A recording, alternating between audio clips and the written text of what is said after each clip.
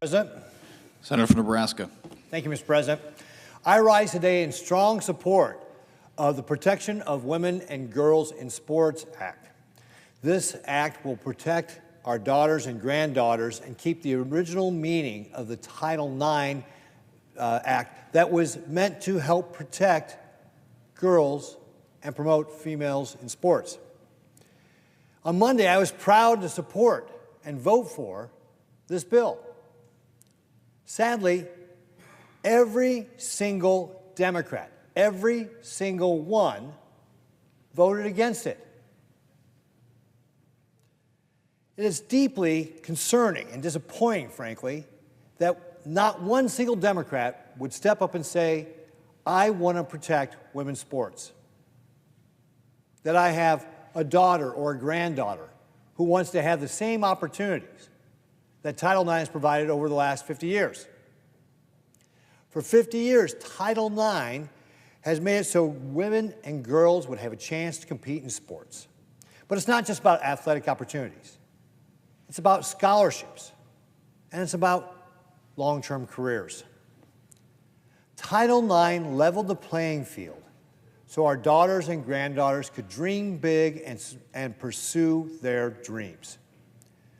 We saw this on full display in Nebraska when we had Volleyball Day in Nebraska. For those of you who do not recall, Nebraska set a women's sports attendance record. Over 92,000 people came to watch our women's volleyball teams. It occurred at Memorial Stadium. It was the largest crowd ever. And you don't have to take me at my word that this was important for Title IX. The Omaha World Herald quoted, "The biggest Title IX statement of all time," end quote. It was an incredible moment and could not have happened without Title IX. That progress is under attack today. The Biden administration tried to eliminate those protections. The Biden administration tried to rewrite Title IX without the approval of Congress. They tried to change the definition of sex to include gender identity, which, let me tell you, that was not a thing 50 years ago when this bill was written. Girls will be forced to share dorm rooms, locker rooms, and bathrooms with males. Men would be able to take women's spots on sports teams and women's scholarship.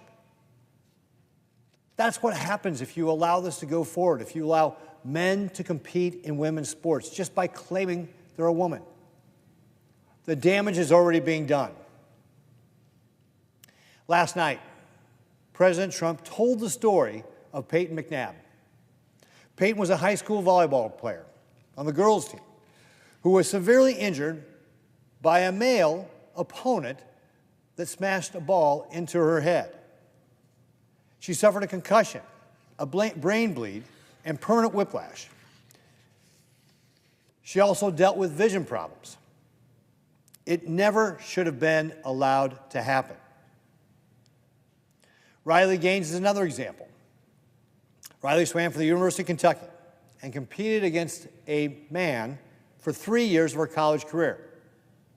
Leah Thomas, formerly William Thomas, was a mediocre male swimmer who then decided that he would be a women's swimmer with all that goes along with that, not only competing in the events, but accessing the women's restroom, their locker rooms. And he became one of the top women's swimmers.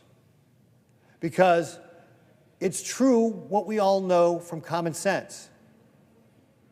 Males and females are built differently. It's wrong and it's unfair to allow men to compete against women in women's sports. It ignores science and common sense. Last August, the United Nations released a report that showed that over 600 female athletes in more than 400 competitions have already lost more than 890 medals in 29 different sports because those women were competing against males who claim to be women. That's hundreds of young women who've trained for years, only to have their medals, records, and opportunities taken from them.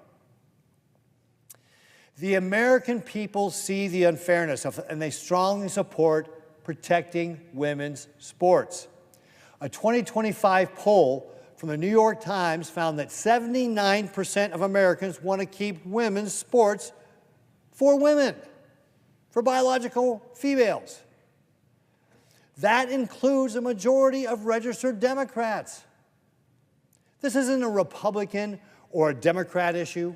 This is an American issue.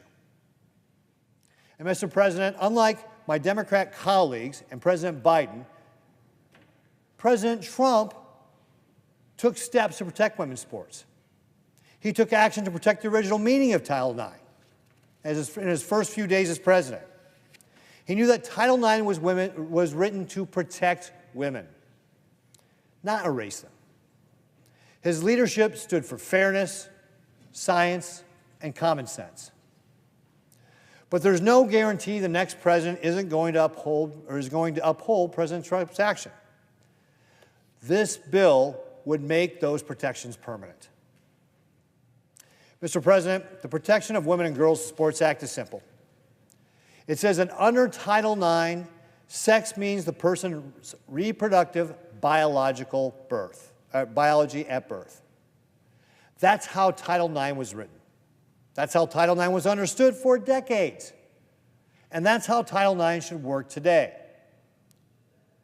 Men and boys shouldn't compete against women and girls in female sports. It's just common sense. It is absolutely just plain common sense. Yet 2 days ago, every single one of my Democrat colleagues voted against protecting women's collegiate athletics. They chose the wrong side of an 80-20 issue. They chose not to fight for science, for equal opportunity, and for women and girls. I urge them to reconsider. Let's stand with women over radical politics. Let's stand with the overwhelming majority of Americans. Let's keep a level playing field for our daughters and granddaughters. Again, I urge my Democrat colleagues to reconsider.